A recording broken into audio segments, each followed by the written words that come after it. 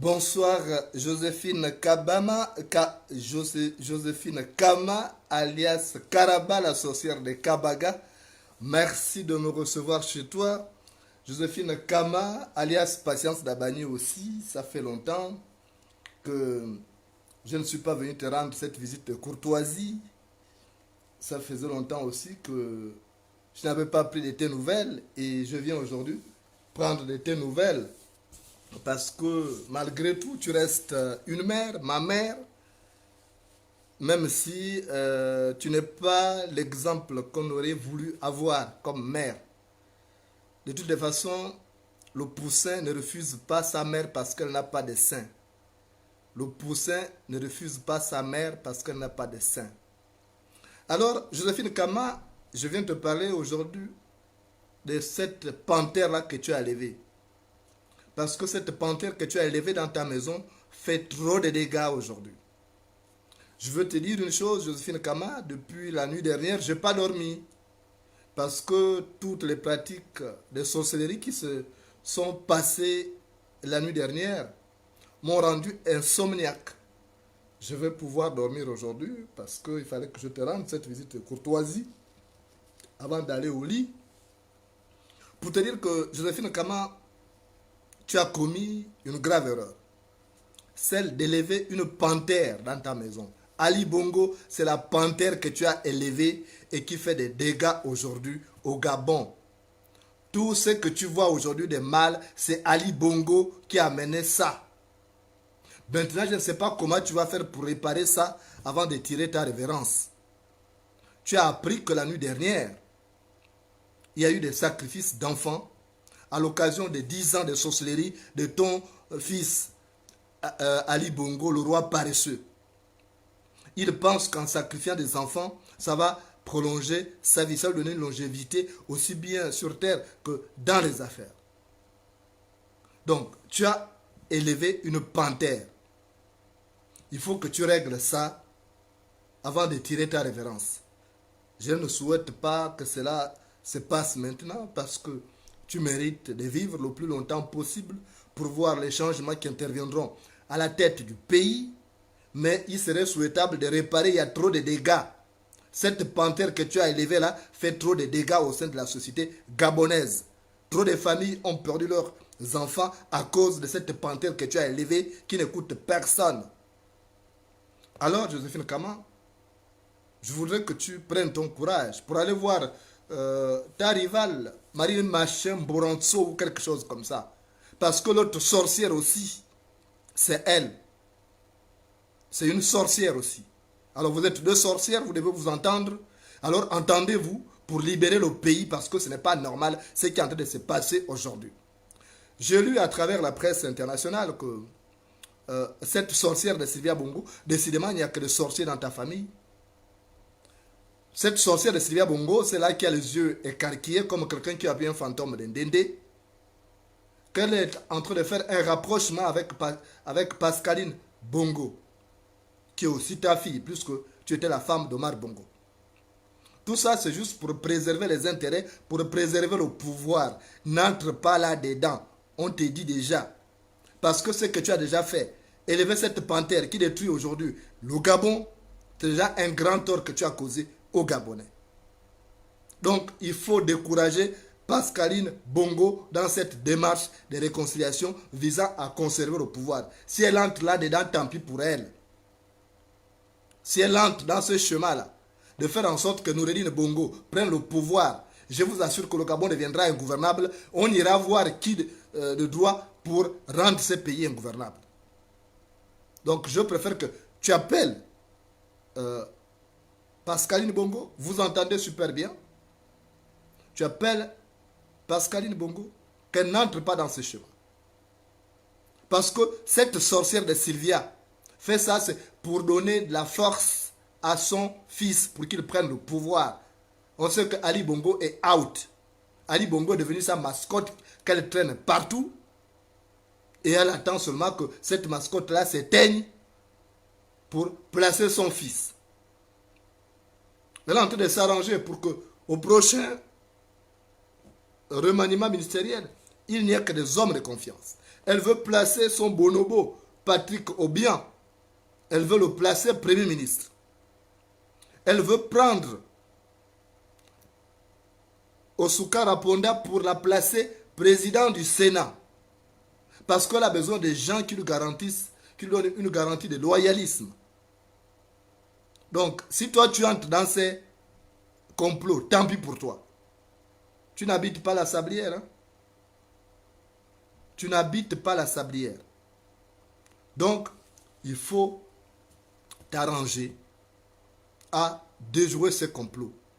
Si elle se réconcilie aujourd'hui avec Pascaline Bongo, c'est pour les intérêts du clan. On ne veut plus, vous avez assez fait du tort aux Gabonais. Après Ali Bongo, il n'y aura plus d'autres Bongo. Il y a d'autres fils du pays pour prendre le pouvoir. Il faut que tu t'arranges pour que les choses soient comme ça. Et il y va aussi de ta sécurité. Si tu veux vivre en paix demain, ne fais rien pour préserver le pouvoir. Tu as vu, en 2016, tu avais été parmi ceux qui ont recruté la milice pour massacrer les Gabonais. Tu as vu ce que ça a donné? Aujourd'hui, tu es où? Tu étais devenu noir comme du charbon. C'est même moi qui suis intervenu pour toi. J'ai dû faire un article pour dénoncer quand on t'a abandonné. Je ne t'ai même pas reconnu quand m'envoyer ces photos. Donc, tu as vu? Si tu élèves la panthère, elle aura envie de goûter à ta chair. Si tu élèves la panthère, elle aura envie de goûter à ta chair. Donc, Ali Bongo, c'est la panthère que tu as élevée. Ali Bongo est déjà méchant de nature. Il a croisé une femme méchante aussi, Sylvia Bongo. Donc, les deux forment un beau couple. C'est un couple de méchants. Regarde dans quelle situation il laisse le Gabon. Il est malade, au lieu d'aller se soigner tranquillement, de laisser le pouvoir. Ali Bongo est qui? Il est utile au Gabon en quoi? Depuis qu'il est arrivé là, il n'a fait que détruire tous les acquis laissés par son père. Et toi, en tant que mère adoptive, qu'est-ce que tu fais? Tu n'as pas resté là-bas en disant enough is enough. Non. Il faut agir. Parce que c'est toi qui est passé à la télévision pour dire que c'est mon enfant, je l'ai mis au monde par césarienne, machin, tout ça. Maintenant, aujourd'hui, l'enfant a fait des dégâts. Parce qu'à Combessi est revenu au Gabon pour tuer les enfants des Gabonais. Parce que, quelque part, vous avez permis ça. Vous avez permis ça. Tu trouves normal qu'on sacrifie chaque fois des enfants? Pour rien? Pour un produit fini comme Ali Bongo? Ali Bongo est un produit fini. Quoi qu'on fasse, il ne tiendra plus longtemps. Il partira. Mais Dieu a fait en sorte qu'il souffre d'abord. Dieu lui a donné l'occasion de se repentir. Parce qu'il a fait du tort aux Gabonais. Mais il ne veut pas changer. Il reste le méchant homme. Et Dieu va le fouetter encore. Et si vous ne faites pas attention, c'est même Sylvia Bongo qui va finir avec lui. Tant pis, on n'aura même pas à nous en émouvoir.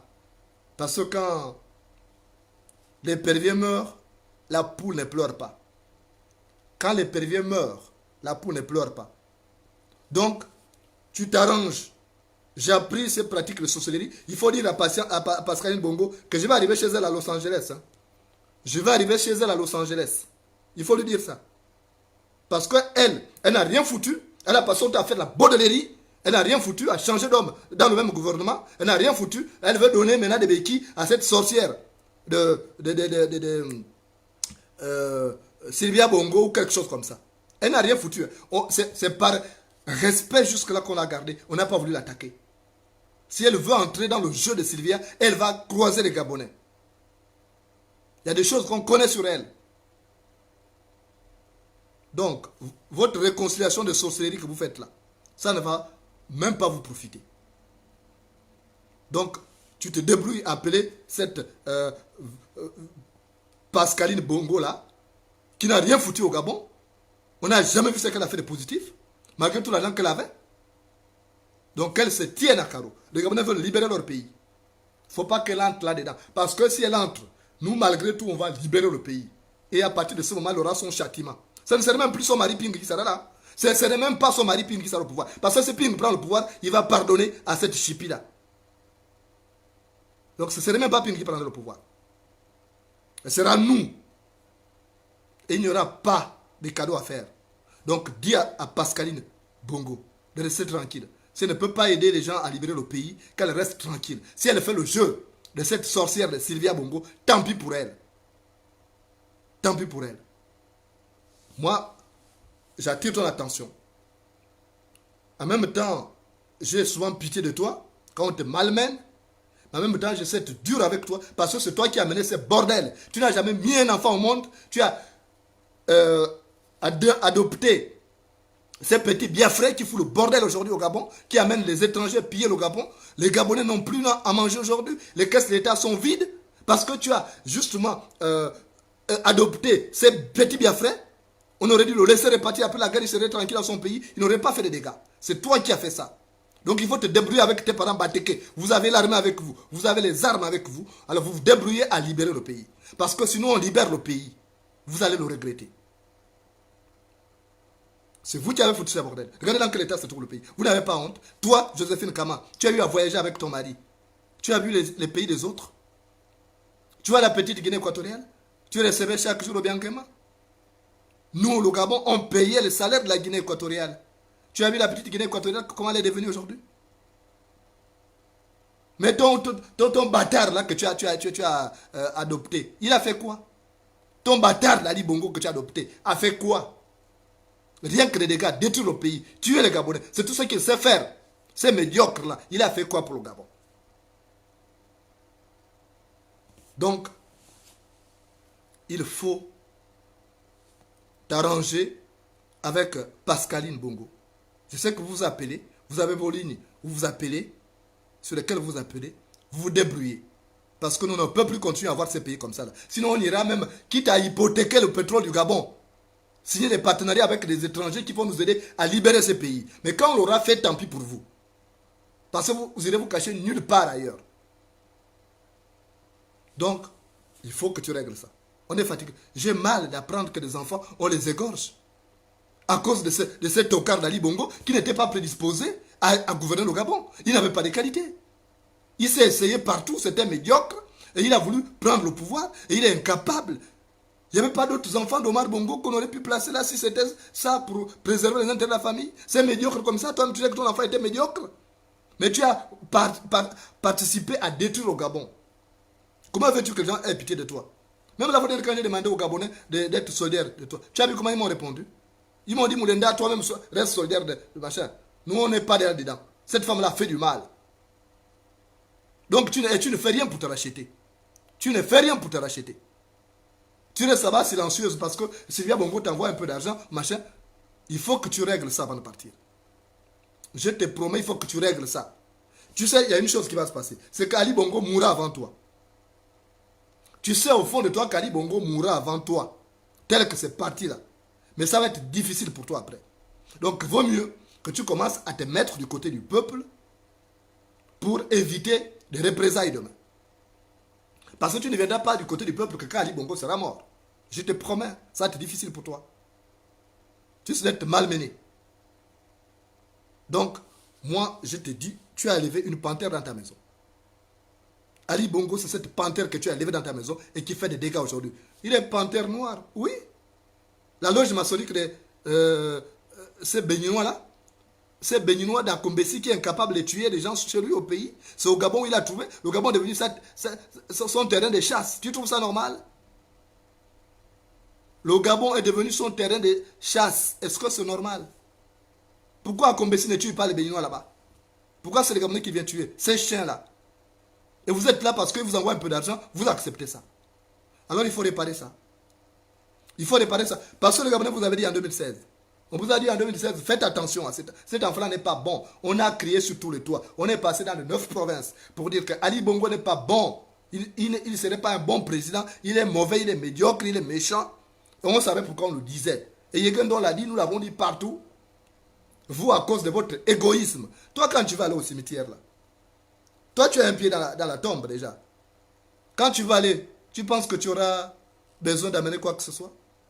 Tes 8 voitures que tu as voulu amener à Franceville. Mais imagine-toi que tu meurs. Tu penses qu'on va t'enterrer avec les 8 voitures? Tu vas les conduire où? On t'a dit qu'au cimetière, là-bas, il y a des routes. Pourquoi vous n'arrivez pas à poser des actes de bienfaisance? Tout au long de votre règne, 53 ans, rien que de méchanceté. Vous avez détruit le Gabon. Moi, je t'ai assez protégé. Je te dis tout simplement, tu règles ça avec ton médiocre de fils, avec ton monstre que tu as fabriqué. Tu n'aimes pas écouter ce mot-là, mais Ali Bongo, c'est un monstre. Le monstre que tu as fabriqué, c'est toi qui as fabriqué ça. C'est toi qui as tenu coûte que coûte qu'il devienne président du Gabon. Tu as vu le désordre qu'il est en train de faire. Où il amène les étrangers qui viennent détruire le pays. Les enfants sont là, les vrais enfants du Gabon sont en exil, d'autres sont en prison, pendant que ces médiocres-là, il fait les dégâts et il se la coule douce. C'est normal ça? Toi, tu es contente? Je sais comment il faut régler ça. Il faut régler ça. Il faut réparer ça le plus tôt possible. Parce que demain risque d'être difficile pour toi. Tu n'auras pas de gens pour te défendre. Tu as vu quand tu as eu des problèmes? Combien? Tu as vu combien de Tékés sont venus chez toi là-bas? Les Tékés sont venus combien? Et pourtant, tu en as mis certains dans l'armée. Combien sont venus te défendre? Combien sont venus te défendre quand tu as eu des problèmes? Quand les gars de l'armée là t'ont renversé au sol. Quand les milices de la garde républicaine, là où les Rwandais t'ont fait tomber au sol, combien de Batékés sont venus t'aider? Combien?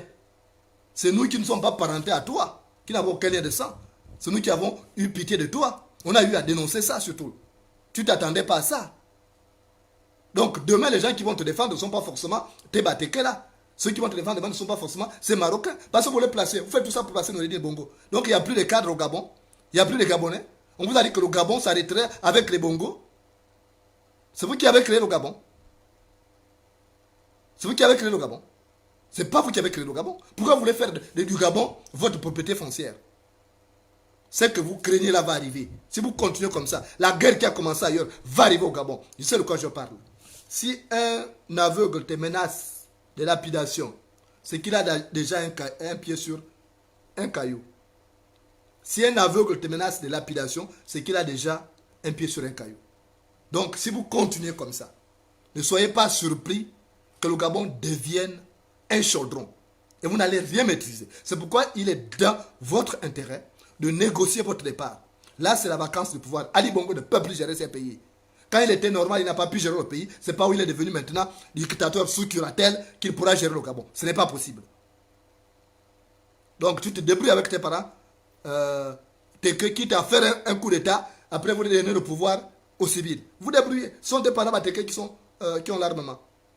À Ngoni, là-bas, vous avez, au niveau de l'hôtel, Elikonia ou Elikonia, vous avez toute une armurerie là-bas que vous avez laissée.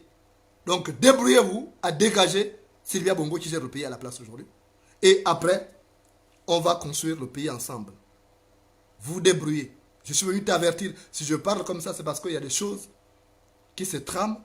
Donc, il est de votre intérêt de faire en sorte que le pays fasse une passation de pouvoir pacifique. Parce que c'est toi, je m'adresse à toi, c'est toi qui as adopté ce monstre d'Ali Bongo, qui fait des dégâts aujourd'hui. Parce que tout ce bordel-là, c'est parce que c'est un rigolo, il n'a pas de capacité de diriger un pays, il n'a jamais été quelqu'un capable de faire quoi que ce soit. C'est un paresseux. Il connaît seulement manger, c'est tout. Et jouer. Il était là pour les folies dispendieuses à travers le monde. Ce n'était pas quelqu'un qui était prédisposé à prendre le pouvoir demain. On savait ça. Donc, tu te débrouilles à régler ça avec les patience, avec Pascaline Bongo. Elle est allée se cacher. Elle pense qu'en se cachant, qu'on va l'oublier. Non. Celui qui se cache ne cache pas son mauvais nom. Celui qui se cache ne cache pas son mauvais nom. On a laissé Ali Bongo prendre le pouvoir. Il a fait déjà 10 ans. Là, c'est maintenant le petit-fils. Le petit-fils qui est marocain. Et tu connais le comportement des Marocains. Comment ils maltraitent les Noirs. Tu connais, tu as une maison à Marrakech, toi. Où tu avais inscrit ta fille adoptive là. La petite Dia. Tu as une maison au Maroc. Tu connais comment les Marocains traitent les Noirs. Et c'est quoi? C'est ce que vous voulez amener au Gabon? Comme ça, ces petits Marocains de Noureddin Bongo viennent foutre du bordel. Ça ne va pas dans vos ciboulots.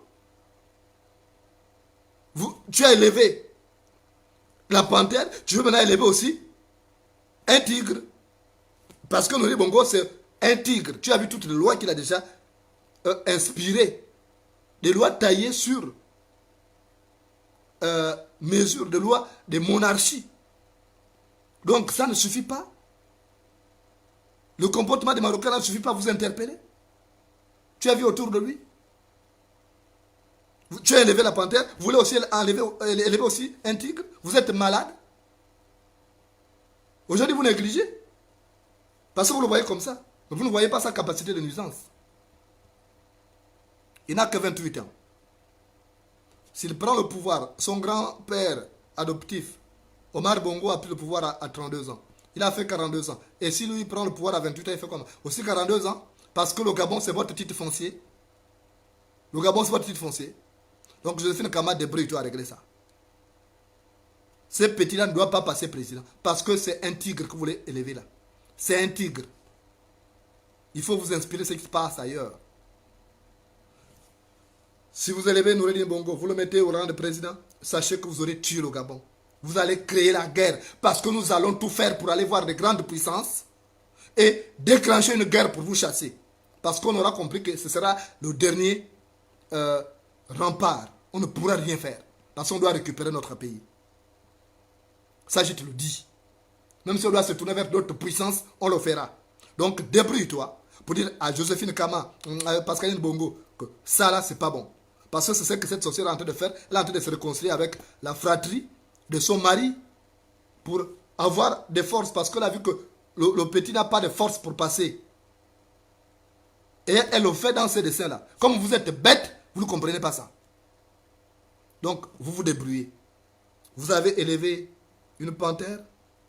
Maintenant, le tigre, non, on n'en veut pas. On n'en veut pas parce qu'il fera plus de dégâts que la panthère. Je vais terminer cette visite, Joséphine Kama, par une histoire que m'avait raconté mon grand-père sous le clair de lune. Dans un village, il y avait un père de famille. Ce père de famille avait un garçon qu'il envoyait régulièrement faire paître les moutons, les vaches, et il avait même les chevaux. Parce que ces notables-là étaient parmi les plus nantis de sa contrée. Il avait un jeune fils qui avait les relents déjà des chasseurs, qui aimait la brousse. Et ce fils-là s'appelait Mumbina. Donc, un matin, le père de Mumbina s'est réveillé, il a dit à Mumbina, écoute, amène les animaux paître là-bas, à l'orée de la forêt. Mumbina a amené les bœufs, il a amené les chèvres, il a amené tous les animaux. Et après, dans la journée, il a eu besoin de faire les selles. Donc il est allé à côté et en faisant les selles, il a vu, il y avait un lionceau, donc le petit du lion. Il y avait un lionceau qui était égaré, que les parents avaient abandonné. Et c'est comme ça que Mumbina, il avait déjà ses qualités de chasseur, il aimait les animaux. Donc Mumbina a ramassé le lionceau là. Il a ramassé le lionceau et il a amené ça au village. Quand il arrive au village, Mumbina dit à son père, papa, voilà, j'ai attrapé ce joli lionceau là. Je l'ai amené. Le père a dit, ah mais c'est bien, on va le garder. Mets-le là dans la case là-bas où on garde les animaux là. Et c'est comme ça que Mumbina a pris le lionceau. Il a mis dans l'abri où on gardait les animaux. Et puis il a commencé à lui donner de quoi manger. Donc le lionceau a commencé à grandir. Mais ce que Mumbina, ce que les parents avaient oublié, c'est que quand on élève un félin comme ça, il finit par faire des dégâts. Donc à mesure qu'il grandissait, il a commencé à s'attaquer à une chèvre. Et c'est comme ça que Mumbina, quand il a remarqué qu'il y avait une chèvre qui était découpée au sol, Mumbina a couru voir sa mère et son père. Il dit, papa, maman, le lionceau là s'est attaqué à une chèvre. Le père a dit, oh, c'est pas grave. Il est en train d'apprendre à chasser. Il n'est pas un danger.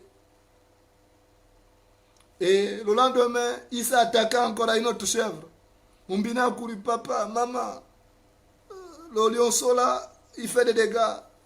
Il a attaqué encore une chèvre. Il a dit, non, il est en train d'attaquer, il ne connaît rien. Il est inoffensif. Au lieu d'aller regarder les dégâts. Le lendemain, c'était la même chose. Et le lionceau a fini toutes les chèvres. Quand il a fini les chèvres, il a commencé à s'attaquer aux vaches. Quand Mumbina vient comme ça, il trouve une vache découpée. Il va voir papa, maman, le lionceau là s'est attaqué à la vache. Il a dit non, il est en train d'apprendre à chasser. Et après, il a attaqué toutes les vaches. Et il n'y avait plus de vaches. Et comme il fallait bien se nourrir de la chair humaine, de la chair, quand il a fini de tuer tout le bétail, il a tué les moutons, il a tué les chèvres, il a tué les ânes, il a tué les chevaux. Il n'y avait plus de bétail. Qu'est-ce qu'il a fait? Il a commencé à s'attaquer au père de Mumbina. Il a dit, mais papa, je t'avais dit quoi? Il va s'attaquer à toi parce que tu prenais la défense de cet animal. Il s'est attaqué au père de Mumbina. Quand il a commencé à s'attaquer à la mère, Mumbina a pris ses claques, il a fui. Il a dit ça là, j'ai prévenu ces gens-là, ils ne m'ont pas compris qu'ils règlent ça là-bas. Parce que je leur disais, il fallait qu'on trouve une solution pour ces lionceaux. Ils disaient que ce n'était pas une menace. Ça, c'est leur problème. Mumbina a fui et Mumbina a survécu. Entre-temps, le lionceau a mangé le bétail et les propriétaires du bétail. Et c'est ce qu'Ali Bongo vous fait. Et cette œuvre funambulesque sera parachevé par son fils Noureddin Bongo. C'est pour te faire comprendre qu'il faut éviter d'élever ce genre de félins parce qu'ils finissent par s'attaquer à vous. Si tu m'as compris, c'est bien. Et si tu n'as pas compris, Joséphine Kama Dabani alias Karaba la sorcière de Kabaga, tu subiras ton karma. Merci de m'avoir reçu chez toi et à très bientôt sur Facebook et YouTube.